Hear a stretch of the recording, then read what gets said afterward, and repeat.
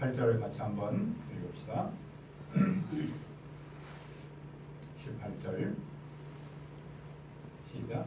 여호야다가 여호와의 전에 직원들을 세워 내 제사장의 수하에 맡기니 이들은 다윗이 전에 그들의 방을 나누어서 여호와의 전에서 모세 율법의 명대로 여호와께 헌제를 드리며 자기의 정한 규례대로 즐거이 부르고 노래하게 하였던 자들이더라. 은혜로우신 아버지 하나님, 이 시간 새해 첫 주 예배를 주님께 드리길 원합니다. 성령 하나님께서 함께 하시고 또 한 해 동안 저희 예배를 받아주시고 축복하여 주옵소서. 이 시간 여기야 말씀 가운데 우리에게 필요한 주님의 말씀을 허락하여 주옵소서. 감사하고 예수님의 이름으로 기도합니다. 아멘. 우리는 유다의 왕들에 관해서 배우고 있는데 오늘은 제사장 여호야다가 등장합니다. 왜 성경은 그를 주목할까요? 첫째, 여호야다는 여호와께서 말씀하신 대로 왕을 세웁니다.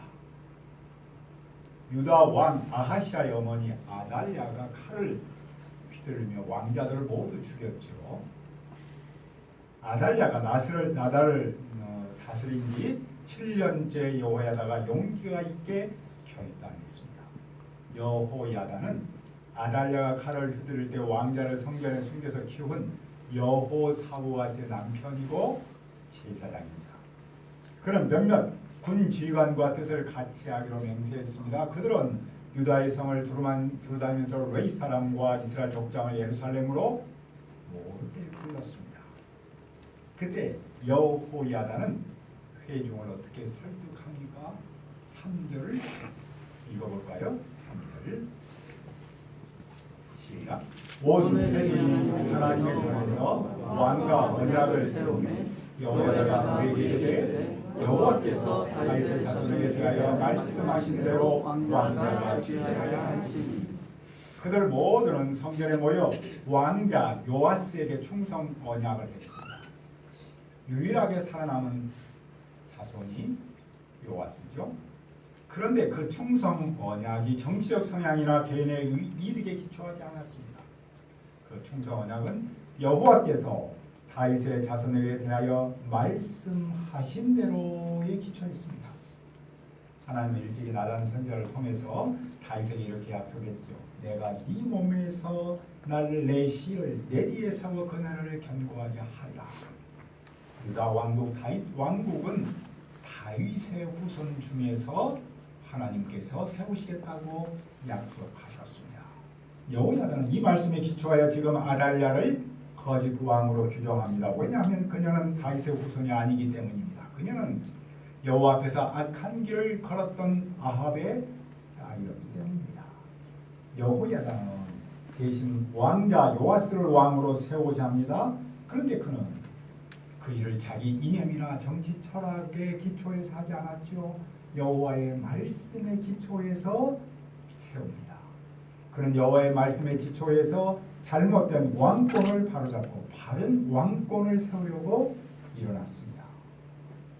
그는 제사장과 레위 사람에게 무엇을 하도록 합니까? 제사장과 레위 사람은 안식일을 섬길 때 3분의 1은 성전문을 지키고 3분의 1은 왕궁을 지키고 나머지 3분의 1은 기초문을 지키고 백성은 성전 뜰에 모입니다. 백성은 성전 안으로 들어갈 수 없기 때문에 뜰에 모입니다. 제사장과 레위 사람은 거룩한 여호와의 전에 들어갈 수가 있습니다. 그에 다른 사람은 들어오지 못합니다. 여호야다는 성전의 질서를 세울 때 이 또한 하나님의 말씀에 기초해서 했습니다. 레위 사람은 무엇을 해야 합니까? 그들은 손에 무기를 들고 왕이 어디로 가든지 경호해야 합니다. 그리고 성전으로 들어올 자격이 없는 사람이 들어오면 죽여야 합니다. 레위 사람과 모든 유다 사람은 여호야다가 명령한 것을 그대로 다 했습니다. 여호야다 제사장이 안식일에 맡은 일을 끝낸 사람들마저 집으로 돌아가지 못하게 붙들어 두었으므로 주관들은 안식일 당번과 비번을 다 데리고 있었습니다. 그러니까 지금 성전에는 많은 사람들이 있습니다. 여호야다는 성전에 보관되어 있던 다윗 왕의 창과 방패를 지휘관들에게 주었습니다. 또 그는 일반 백성에게도 무기를 주어서 성전 주변에 빈틈없이 배치하여 왕을 경호하도록 했습니다. 그런 다음에 그는 무엇을 합니까? 11절을 봅시다.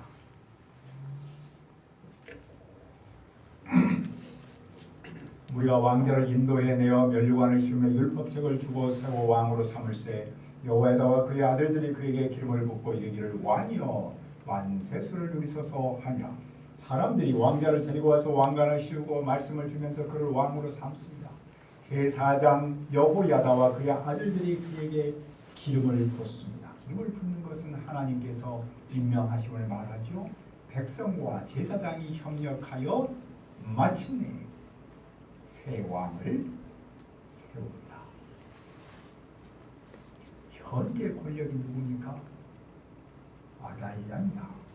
그녀는 백성이 뛰며 왕을 찬송하려는 소리를 듣습니다. 그녀는 여호와의 전으로 달려가 보았습니다. 새 왕이 성전 문기둥 곁에 섰고 군 지휘관들과 나팔수들이 그의 주변에 둘러섰으며 백성은 즐거워서 소리를 지르고 나팔수들이 나팔을 불며 성가대 오는 악기를 연주하며 찬송을 인도합니다. 그때 그녀는 자기 옷을 찢고 외칩니다. 반역이다. 반역이다. 하지만 제사장 여호야다가 어떻게 반격합니까? 그는 군대를 거느린 백부장들에게 명령했습니다.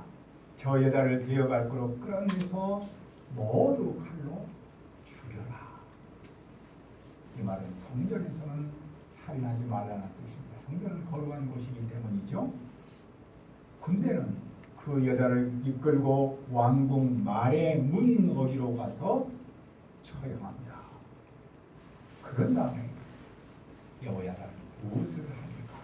둘째, 여호야다는 모세의 율법대로 성전의 일꾼을 세웁니다. 여호야다는 자신과 백성과 왕 사이 여호와의 백성이 되겠다는 언약을 세웁니다. 그는 제사장과 백성은 물론이고 왕도 여호와의 백성이라는 정체성을 확인합니다. 여호와의 백성으로 정체성을 회복한 온 국민은 무엇을 합니까? 그들은 바알의 산당으로 가서 그 신당을 부숩니다. 그들은 제단과 신상을 헐어버렸습니다. 또 그들은 제단 앞에서 바알의 mat단 제사장을 죽였습니다. 그들은 여호와의 백성으로서 실제 삶의 모습을 보여주었습니다. 여호야다는 성전에 누구를 세웁니까? 자, 18절을 다시 한번 우리 읽어볼까요? 18절 시작. 여호야다가 여호와의 전에 직원들을 세워 레위 제사장의 수하에 맡기니 이들은 알기 전에 그들의 반열을 나누어서 여호와의 전에서 모세의 율법에 기록한 대로 여호와께 번제를 드리며 자기들의 정한 규례대로 주리로 부르고 노래하였던 자들이라. 여호야다는 여호와의 전 직원을 세웁니다. 직원은 성전 일꾼이죠. 그들은 본래 모세율법에 기록된 대로 여호와께 번제를 드리고 즐거워하며 노래하는 일을 맡았던 사람들입니다. 또 그는 누구를 세웁니까? 그는 문지기를 여호와의 전 여러 문에 둡니다. 그리하여 부정한 사람이 성전으로 들어오지 못하도록 합니다. 성전이 부정하지 않으려면 부정한 사람이 들어오지 않아야 합니다. 그리고 그 일을 할 일꾼이 있어야 합니다. 그래서 여호야다는 성전에서 일할 일꾼을 이렇게 세웠습니다. 그가 모세 율법에 기록한 대로 성전의 일꾼을 세우는 무슨 뜻이 있습니까? 그는 성전의 기능을 살리고자 합니다. 성전의 기능을 살려서 성전의 역동성을 살리고자 합니다. 왜 그는 성전의 역동성을 살리고자 합니까? 백성이 성전 중심으로 살도록 합니다. 백성이 성전 중심으로 살아야 우상 숭배에 빠지지 않기 때문입니다. 인간은 존재론적으로 뭔가를 섬겨야 합니다. 하나님을 섬기지 않으면 우상을 섬깁니다. 우상은 신에 받아 다른 형태로 나타납니다. 우상을 섬기는 일은 갈수록 활성화하면서 여러 모양으로 사람을 유혹합니다. 옛적에는 헛된 신으로 나타나는데 현대는 돈이나 사람으로 나타납니다. 이런 우상에 빠지지 않으려면 하나님을 적극적으로 섬겨야 합니다. 하나님을 적극적으로 섬기려면 성전 중심으로 살아야 합니다. 성전 중심으로 살려면 성전의 역동성을 살려야 하겠죠. 성전의 역동성을 살리는 일 중 하나는 성전의 일꾼을 세우는 일입니다. 성전에 일꾼이 있으면 성전의 기능을 살릴 수 있겠죠. 성전에 일꾼이 있으면 성전의 역동성을 살릴 수 있습니다. 그러면 백성의 신앙도 역동적이 되는 것이죠. 결국 백성의 신앙을 살리려면 성전이 살아야 하고 성전이 살려면 일꾼이 살아야 하죠. 그래서 제사장 여호야다는 성전의 일꾼을 세운 겁니다. 그런데 또 한 가지 중요한 점은 그는 성전의 일꾼을 세울 때 모세 율법에 기록한 대로 세웠다는 겁니다. 즉 말씀 중심으로 성전의 사역자들을 세웁니다. 그래야 백성이 실제 삶에서 성전 중심, 말씀 중심, 그리고 하나님 중심으로 살도록 하는 겁니다. 이런 일꾼 세우는 교회의 전통으로 이어졌습니다. 특히 장로교회는 세 종류의 일꾼을 세웠는데 그것을 당회라고도 부릅니다. 그리고 재직회라고 부르고 또 공동의회라고 부릅니다. 이게 다 옛날에 만든 말이어서 한자 말이죠. 당회는 영어로는 오히려 세션해서 같이 앉아있다 그런 뜻인데 우리말로는 당회는 사람들이 예배당에 모인다 그런 뜻입니다. 그래서 당회는 기본적으로 목사와 담임 목사와 장로로 구성을 합니다. 그리고 그것을 이끄는 사람을 당회장이라고 그러는데 보통 담임 목사죠. 우리말에는 당회장 그렇게 되어 있는데 영어로는 사회자 그런 뜻입니다. 그리고 재직회라는 말은 말 그대로 직분을 갖고 있는 사람, 일꾼들의 모임, 오피서스 미팅 그렇게 되어 있습니다. 그러니까 성경에서는 기본적으로 목사, 장로, 집사를 공식적인 오피서로 표현하는데 이 세 사람이 중심으로 모이는 거겠죠. 그리고 이제 마지막으로 공동의회라는 것이 있는데 이것은 전체 멤버들이 모이는 회의를 말합니다. 그래서 영어로는 Congregation Meetings, 다 회중이 모이는 일반적인 표현을 쓰면은 총회라고 표현할 수 있겠죠. 근데 우리는 당회와 재직회를 운영위원회라는 이름으로 한시적으로 통합해서 운영을 하고 있습니다. 그도 그럴 것이 장로가 많아야 하는데 목사 한 명 달랑이고 장로 한 명 달랑이 있어서 조금 더 넓혀서 재직회라는 그런 걸 넓혀서 운영위원회로 하고 있고 그리고 이제 공동의회를 둡니다. 교회에서 또 우리가 이런 제도를 운영하는 목적은 교회의 역동성을 살려서 건강한 교회 공동체를 세우는 게 있습니다. 건강한 교회 공동체를 세우는 목적은 우리를 유혹하는 우상을 버리고 하나님을 적극적으로 섬기려는 게 있습니다. 하나님과 우리의 관계성을 좀 더 긴밀하게 하려는데 이 일꾼들을 세우는 목적입니다. 이런 모습의 역사적 근거 중 하나가 제사장 여호야다가 성전의 일꾼을 세운 데 있다는 겁니다. 그는 성전 제의를 회복한 후에 왕을 성전에서 인도해서 왕궁으로 가서 보좌에 앉도록 합니다. 그 결과가 어떠합니까? 21절에 이렇게 말씀하고 있습니다. 그 땅의 모든 백성이 즐거워하고 성중이 평온하더라. 왜냐하면 아달랴를 죽였기 때문이다. 그 땅의 모든 백성이 기뻐하고 도성은 평화를 찾았는데 그 이유는 아달랴를 죽였기 때문입니다. 아달랴를 죽였다라는 뜻은 무슨 말일까요? 여호와를 대적하는 사람을 죽였고 바알 신당을 허물었고 바알 제사장을 죽였다는 겁니다.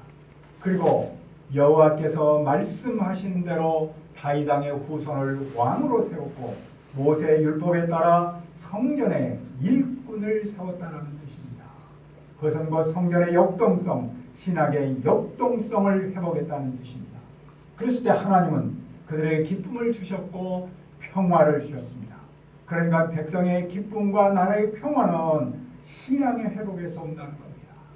오늘도 교회가 역동성을 회복하면 백성의 기쁨과 나라의 평화도 역동성을 회복할 수 있습니다. 왜냐하면 하나님께서 주시기 때문입니다. 그런데 오늘 말씀에서는 누가 그 일을 주도적으로 했습니까? 바로 제사장 여호야다였습니다. 그런 여호와께서 말씀하신 대로 다윗 왕의 후손을 왕으로 세웠습니다. 그런 여호와의 말씀을 믿었을 때 거짓 왕에게 도전할 용기가 생겼습니다. 그러니까 용기는 말씀을 믿는 믿음에서 왔습니다. 또 그는 모세의 율법에 따라 성전의 일꾼을 세웠습니다. 그런 말씀에 근거해서 성전을 역동적으로 회복했습니다. 그러므로 우리는 왜 그가 왕들의 역사에 들어갔는지를 알 수 있습니다. 말씀을 믿는 믿음 때문입니다. 상황과 조건에 따라 흔들리지 않는 신실한 믿음 때문입니다. 철을 따라 이리저리 옮겨 다니며 사는 새를 철새라고 부르잖아요. 그 철새를 사람한테 쓰기도 하는데 주변 여건이나 자기 이익에 따라 이리저리 옮겨 다니는 사람을 낮잡아 이르는 말이죠. 이와 반대로 자기 이익보다는 명분을 중요하게 여기며 순수성을 지키는 사람이 있습니다.